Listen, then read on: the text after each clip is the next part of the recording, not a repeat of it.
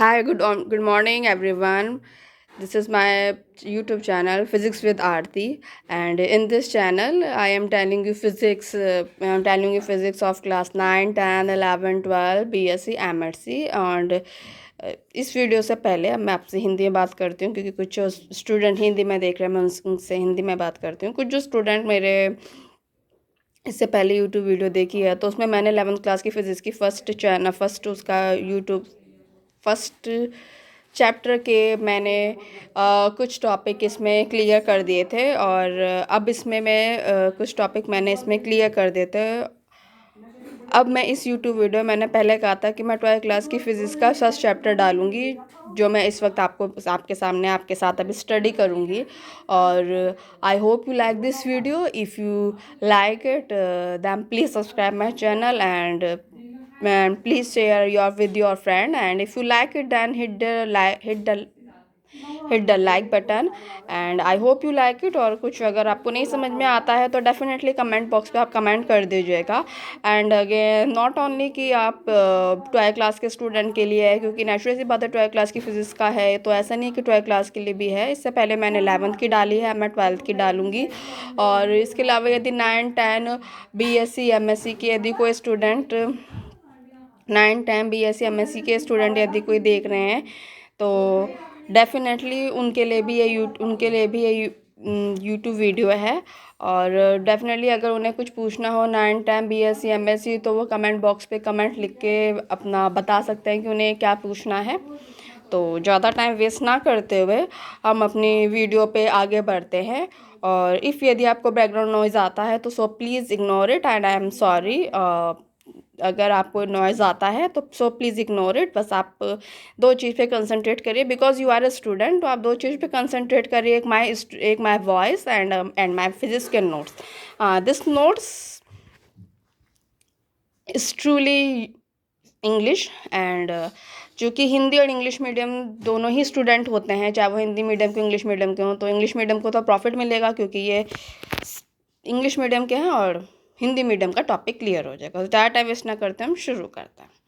या अगेन जिसने मेरे इससे पहले यूट्यूब की वीडियो देखी है उसमें भी मैंने जो शुरुआत करी थी जय मां सरस्वती श्री गणेशाय नमः, तो बिकॉज आई एम धार्मिक और मैं चाहती हूँ कि मैं धार्मिक हूँ थोड़ी सी, तो इसलिए आपको मेरे कुछ यूट्यूब वीडियो में आपको देखने को मिल सकती है, कुछ में नहीं मिल सकती है कि जय मां सरस्वती श्री गणेशाय नमः। मैं हिंदू ऑलवेज, आपको पता ही चल गया होगा।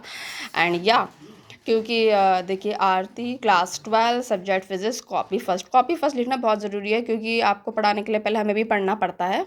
तो मैंने प्रॉपर्ली नोट्स बना रखे हैं, आरती इसलिए लिखा है क्योंकि मेरी कॉपी है। क्लास 12 आप लोगों के लिख रखा है, आपको कन्फ्यूज़न ना हो, क्योंकि इसमें ऐसा नहीं है कि 11th या 12th के ही होंगे, जो भी आपको पूछना हो 9, 10 के भी पूछना तो पूछ सकते हैं। तो इसलिए ताकि कन्फ्यूज़न ना रहे, तो क्लास 12 सब्जेक्ट फिजिक्स और copy first. This is the first chapter is the electric charge and the field.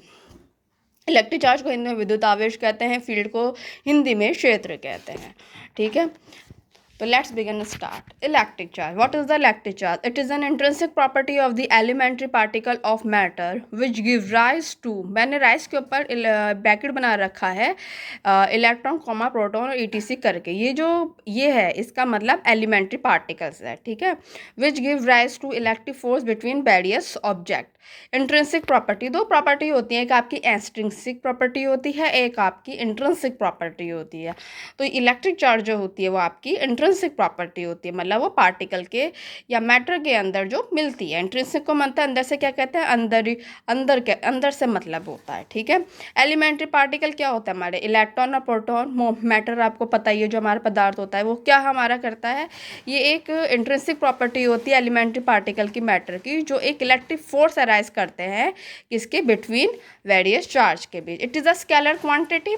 दो क्वांटिटी होती है, यू आर अ 12th के स्टूडेंट, आपको दो पता है कि दो क्वांटिटी होती है, एक स्केलर क्वांटिटी और एक वेक्टर क्वांटिटी। ये हमारी स्केलर क्वांटिटी। इट्स ऐसा यूनिट इज कुलाम। हर एक पार्टिकल की अपनी एक ऐसा यूनिट होगी, तो दिस इज ऐसा यूनिट। इसकी जो ऐसा यूनिट होती है वो क्या होती है, कुलाम। अब proton has a positive charge, proton की पॉजिटिव चार्ज होते हैं। भाई आप 12th में आपको पता ही है प्रोटॉन का पॉजिटिव चार्ज होता है, हम सबको पता है ना। Electron has a negative charge minus की ई, वेयर ई की जो वैल्यू क्या होती है 1.6 10 की पावर माइनस के 16 कूलाम। ये आपके प्रॉपर नोट्स हैं, तो आपको अगर पूछा जाता है कि what is the electric charge, then आप ये लिख सकते हैं। Now next, kind of electric charge. हमें पता है कि चार्ज कितने टाइप के होते हैं, हमारे 2 टाइप के होते हैं। There are two kind of electric charge. पहला होता है हमारा पॉजिटिव चार्ज, दूसरा होता है negative charge. Also like charge repel and unlike charge attract each other, ये भी हमें पता है। This statement is known as fundamental law of electrostatic. ऐसा होता है कि ये तो हमें पता ही है कि भाई 2 चार्ज होते ही हैं, पॉजिटिव और नेगेटिव, लेकिन एग्जामिनर जो होता है जब आपसे पूछता है, आपका 12th क्लास का है, तो वो सीधे वर्ड में कभी नहीं पूछता, तो वो ऐसा पूछता है what is the fundamental law of electrostatic. तो आप डेफिनेटली अगर आपको चीज़ पता है लेकिन आपको ये नहीं पता कि फंडामेंटल लॉ ऑफ इलेक्ट्रोस्टैटिक, तो इसके लिए मैंने इसे हाईलाइट भी कर रखा है।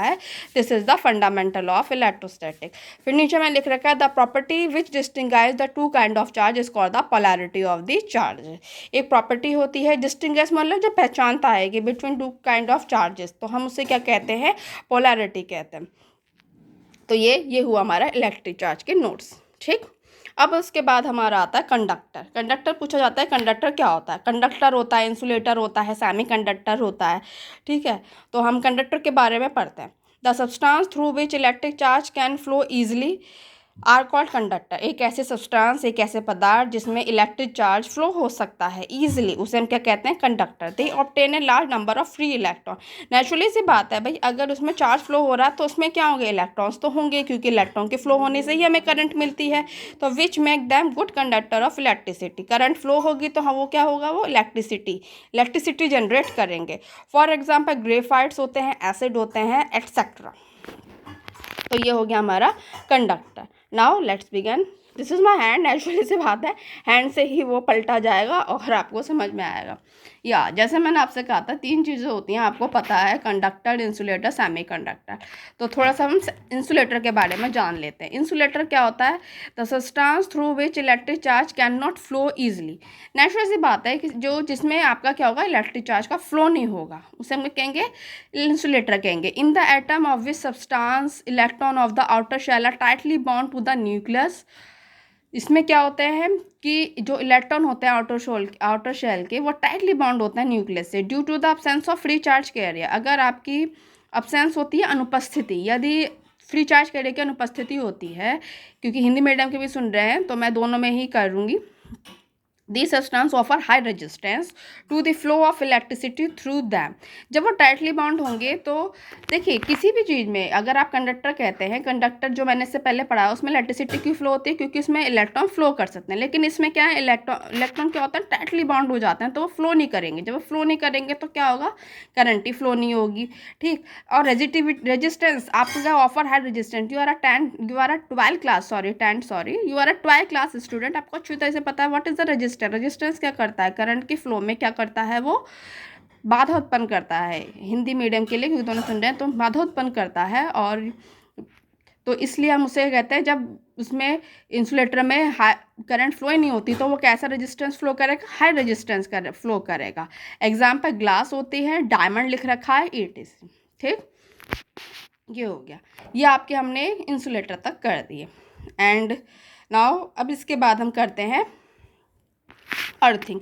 अर्थिंग भी आपको आनी बहुत ज़रूरी है। ये 1-2 नंबर के क्वेश्चन होते हैं जो आपको पता होना बहुत ज़रूरी होता है कि व्हाट इज़ दी अर्थिंग।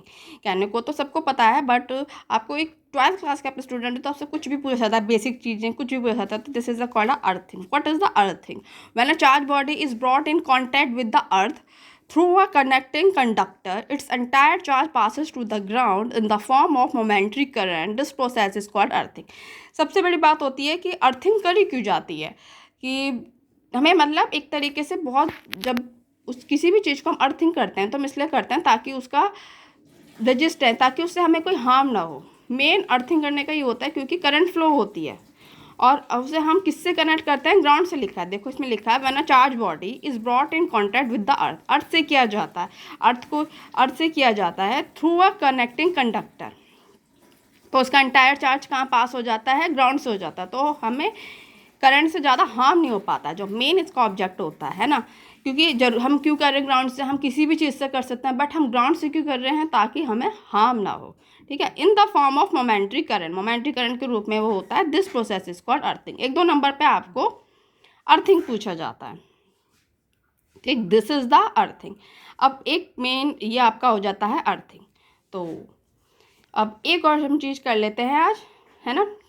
अब आता है हमारा इलेक्ट्रोस्टैटिक इंडक्शन। देखिए, you are a 12th class student, you know very well what is the induction, what is the electrostatic, पर एक आपको पूछा जाता है कि what is the electrostatic induction. तो वो ये होता है कि when we hold a conducting rod, यदि हम कोई कंडक्टिंग रोड ए बी, अब आप कहेंगे कि ए बी कहाँ है मैम, ए बी ये रहा, ये हमारा डायग्राम है ना। चार्जिंग रोड है, ए बी है, पॉजिटिवली चार्ज ग्लास रोड है, या चार्ज बॉडी है मेरी, ये इंसुलेटिंग स्टैंड है, एक्सिस ऑफ इलेक्ट्रॉन, इलेक्ट्रॉन की ज़्यादा है, डेफिशिएंसी ऑफ इलेक्ट्रॉन, इलेक्ट्रॉन की कमी है, ज़्यादा इलेक्ट्रॉन जहाँ होंगे वहाँ नेगेटिव चार्ज होगा, जहाँ कम होंगे वहाँ पॉजिटिव होगा। ये भी मेरी कंडक्टिंग रोड है जो मैंने लिख रखा है। अनचार्ज कंडक्टर है ये।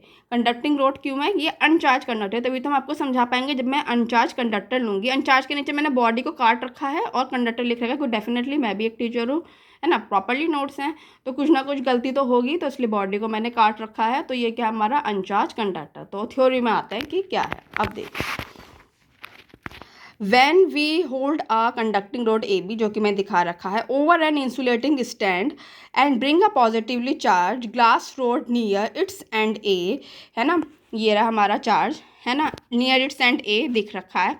फिर पढ़ते हैं and A, the free electron of the conducting rod get attracted toward the end A when the end B become electron deficient, and the closer end A acquire a positive charge due to excess of electron. मैंने आपसे क्या कहा था, negative charge due to excess of electron, क्योंकि electron का charge क्या होता है, नेगेटिव होता है। While other end be acquire an equal positive charge. Positive charge क्यों है, क्योंकि इलेक्ट्रॉन का लॉस है, ये मैंने आपको लिख रखा है। As soon as glass rod is taken away, जैसे हम ग्लास रोड को दूर ले जाते हैं, the charge at the end be disappear. Disappear मतलब क्या हो जाता है, गायब हो जाता है। This is phenomena of temporary electrification of a conductor.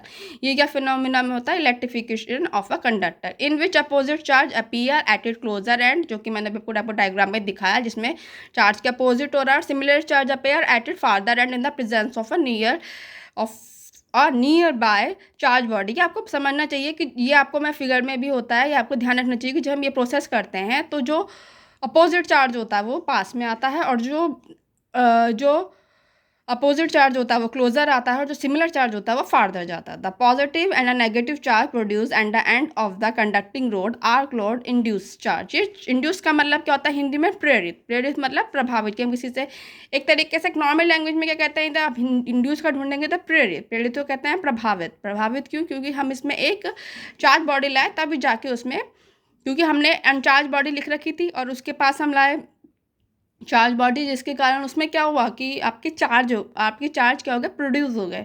तो ये क्या हो गया हमारा इसमें इंड्यूस चार्ज, इसलिए हमने उससे कहा induce charge. And the charge on the glass rod which induce this charge on conducting road is called a inducing charge. तो चार्ज को क्या कहेंगे, इंड्यूसिंग चार्ज।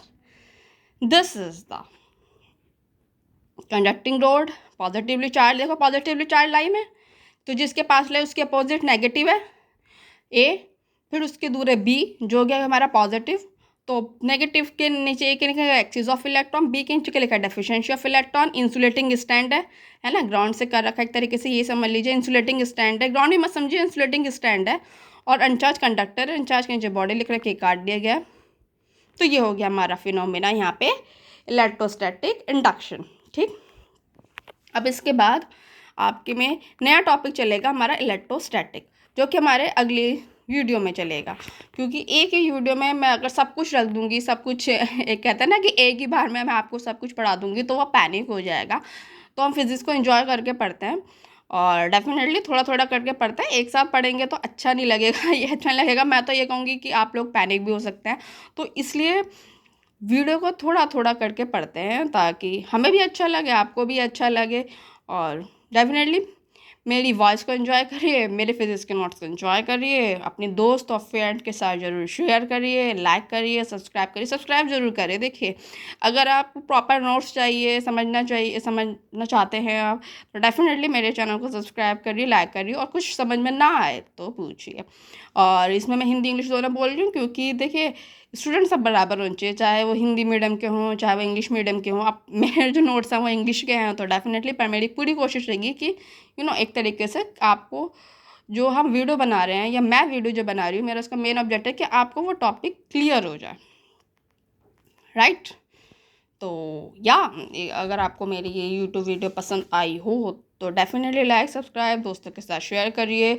और नेक्स्ट टॉपिक में हम इलेक्ट्रोस्टैटिक पढ़ेंगे, right. So okay, bye student, bye.